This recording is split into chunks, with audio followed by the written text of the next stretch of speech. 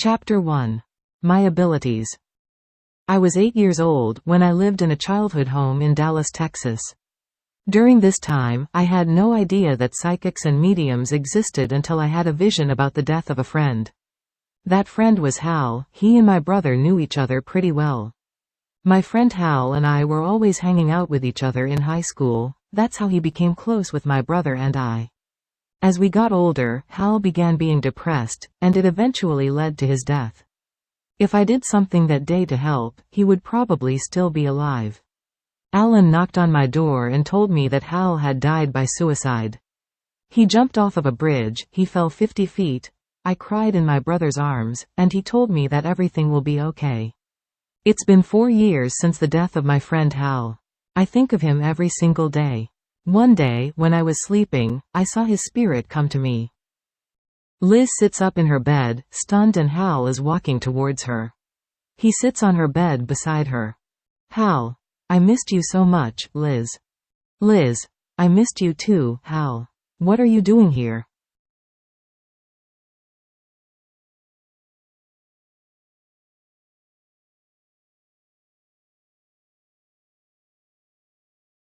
Hal, I'm here because I need your help. I can't move on into the afterlife yet. Liz, so you're saying that you have unfinished business. Even if I decided to help you, where do we even start? Hal, we can start by seeing my family and relaying my message to them. Liz, I don't know if I can help. I'm still new to being a psychic medium. Hal, yay, I know, that's why I decided to ask you. Liz, okay, I'll help since you're my best friend. Hal, I also wanted to say that I'm sorry for leaving the way I did and for causing so much pain for everyone. Liz, it's okay, Hal, I completely understand. When Liz and Hal are done talking, she stands up to get ready for a brand new day before helping her friend. Hal, where are you going? Liz, unlike you, I'm getting ready. So that means that you have to leave my room until I'm finished getting ready.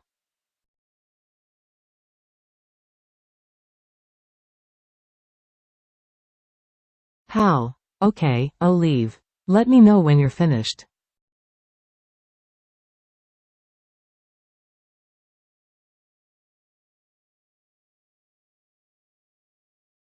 Liz takes a shower and brushes her teeth. After that, she gets breakfast. When Liz is finished with breakfast, she tells Hal that she's finished. Hal appears in front of her eyes with a smile on his face. Hal, shall we get going so I can finally move on into the afterlife? Liz, of course we can. Hal, it's great seeing you again, Liz. I miss you and your brother a lot. Liz, we miss you too, Hal. Liz and Hal arrive at Mr. and Mrs. Morrison's house in St. Petersburg, Florida. Liz lives 3 hours away from them.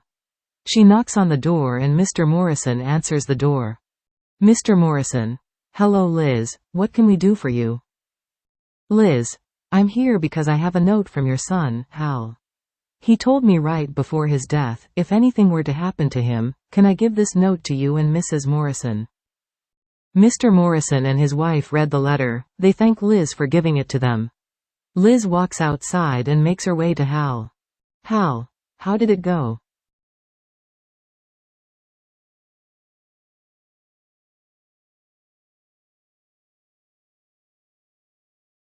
Liz, everything went well. Your parents said they'll cherish the letter forever. Hal, thank you for everything you did for me, Liz. I really appreciate it. Hal looks up at the sky and begins glowing. Suddenly, he turns into dust. Hal has finally made his way into the afterlife. Liz whispers to herself, "Goodbye, Hal, until we meet again."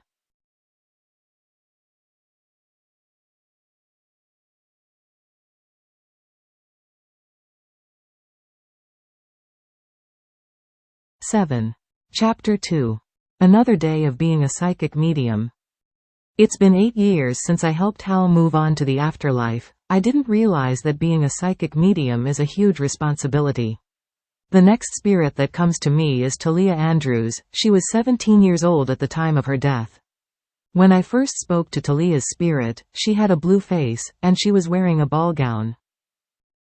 Talia walks into Liz's house and begins talking to Liz. Talia: hello, are you Liz? Liz: hi and yes, what can I help you with? Talia: I'm Talia Andrews and I would like your help in the afterlife. Liz: okay, do you remember what happened to you? Talia: to be honest, it's all very fuzzy. But I do remember being at a party and all of a sudden everything went black. Liz: I see you're saying that everything was just a blur. Liz begins to close her eyes, and suddenly she begins seeing what happened to Talia. When Liz is finished seeing what happened to Talia, she opens her eyes with a sad face. Talia: what do you see?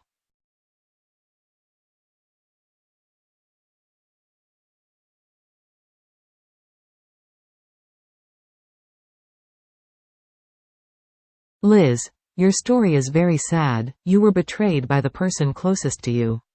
The one who murdered you was a man named Eric Manson. If I'm not mistaken, I believe he is your husband. Talia: yes, now I remember Eric is my husband. I come from a wealthy family. Our marriage was arranged by my father and mother. Where I come from, it doesn't matter how old you are to get married. The truth was I never loved Eric enough to marry him. Liz: did you ever tell Eric that you never wanted to marry him? Talia: the thing was I was afraid of telling him. Liz: what would you like me to do? Talia: I want you to expose him for his crimes. Liz agrees to help Talia in exposing no good Eric before he has a chance to harm anyone else. Liz grabs her crystal ball and begins leaving for Scottsdale. Just so she can expose Eric for what he did to Talia. When Liz arrives at Scottsdale, she immediately knows where to find Eric. Thanks to Talia, giving her some insight. Eric was tall and slim, he had black hair with brown eyes. A gray and black beard. Eric looks up at Liz and says, hello, what can I help you with? Liz walks up to Eric and begins introducing herself. Hello, my name is Liz, and I'm a psychic medium.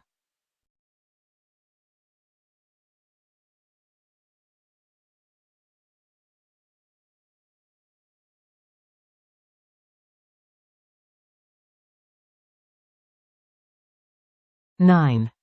Liz said with a grin. Eric looks at Liz and begins to laugh. Psychic mediums don't exist. Eric replied in an insulting tone of voice. Without a word, Liz takes out her crystal ball and begins showing Eric. Eric looks at the crystal ball with a shocked look. Eric, what are you doing? Liz, I'm showing you your true colors. Eric, what true colors? Liz, take a look and you'll find out. Looking into the crystal ball, Eric sees his ex-wife Talia and what he did to her. He had a very shocked look on his face. Suddenly, a police officer walks up to Eric and arrests him for Talia's death. Police officer, Eric Manson, you are hereby under arrest for the murder of Talia Andrews. Eric, what are you going to do with me? Police officer, you're going to prison where you belong. Talia, thank you, Liz, because of you I can finally go to the afterlife. At last my spirit is finally at peace. Liz, you're welcome Talia, I'm glad I was able to help you.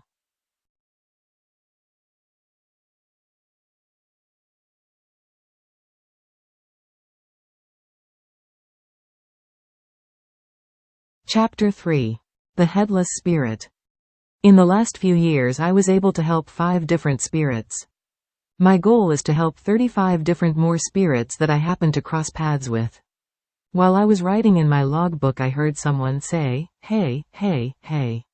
Where am I? I looked up, and I saw a man's body. The man was wearing a long coat from the Victorian era. There wasn't a head on the man's body, so I didn't know what he looked like. Liz turned in her chair and spoke to the man. Liz, my name is Liz, and I am a psychic medium. What's your name? James Allen. Hello, my name is James Allen and I didn't know that you could see me. Liz, what can I help you with? James Allen. I need help finding my way back home. While James was talking, Liz began to concentrate, and she began to see what happened to James. And who murdered him? James Allen. What did you see? Liz, I saw a tall, muscular man, and he lived in the house next to yours.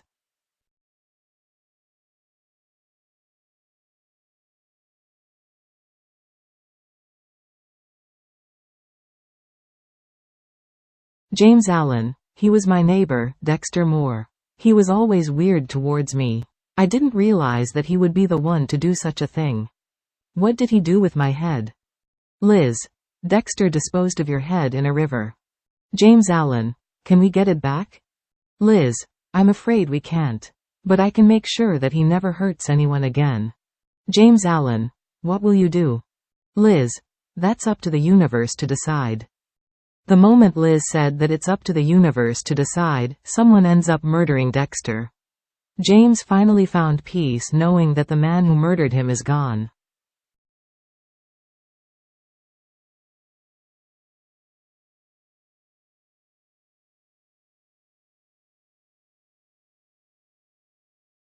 Chapter 4. Jack the Scarecrow. Each time I help a spirit, it makes me feel that I truly mean something to those that need my help. Before I found out that I was a psychic medium, I was trying to find my purpose in the world. With experience, I know for sure that it takes time to find your purpose in the world. It's hard not helping those in need. While I was eating dinner, I saw a shadow in my kitchen doorway. Liz gets up from the dinner table and walks to the doorway. To Liz's surprise, she found a man with pale skin, and he was wearing a straw hat with pants made of a potato sack. Scarecrow Jack. Is anyone here? Where am I? Liz. I assume that your name is Scarecrow Jack. My name is Liz, and I am a psychic medium. Welcome to my home. Scarecrow Jack. It's nice to meet you, and how do you know my name? Liz. Let's just say that I've been expecting you. What can I help you with? Scarecrow Jack. I'm here because I want to seek help in finding my wife. Liz. I see.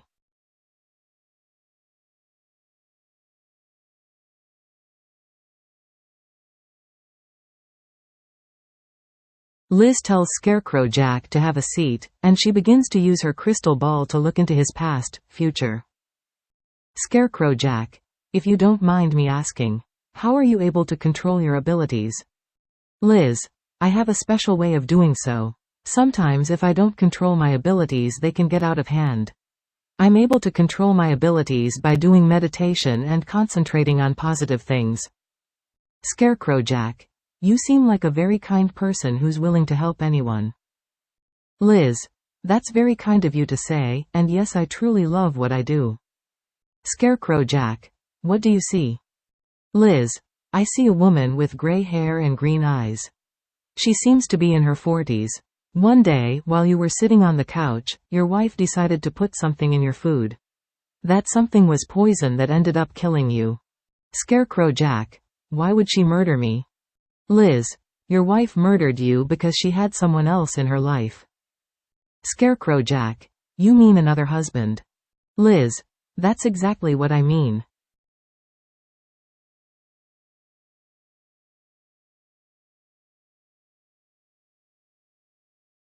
Scarecrow Jack. All this time I thought she truly loved me. Liz. I'm truly sorry about what your wife did to you. Your wife is in your house that you once lived in. Scarecrow Jack. Can you do something about it? Liz. No, I can't, but you can. What I mean by that is you can find a way to get your own revenge. All of a sudden, Scarecrow Jack disappears and decides to go back to his house, scaring his wife for what she did to him.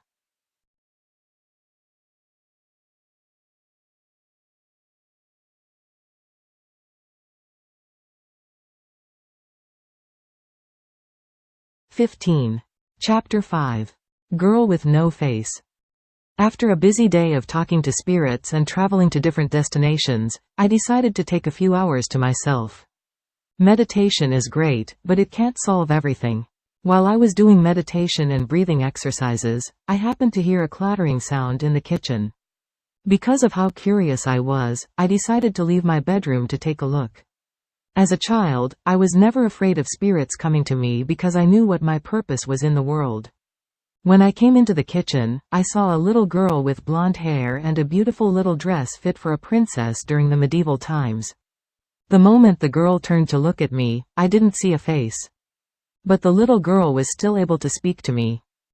Liz asks the little girl to sit with her at the kitchen table. The little girl turned out to be very friendly. The young psychic medium introduces herself to the little girl. Liz. Hello, my name is Liz. What's your name? Claire. Hello, my name is Claire. Where am I? Liz. Well, Claire, you're in my house. Because you need my help with unfinished business. Claire. What happened to me?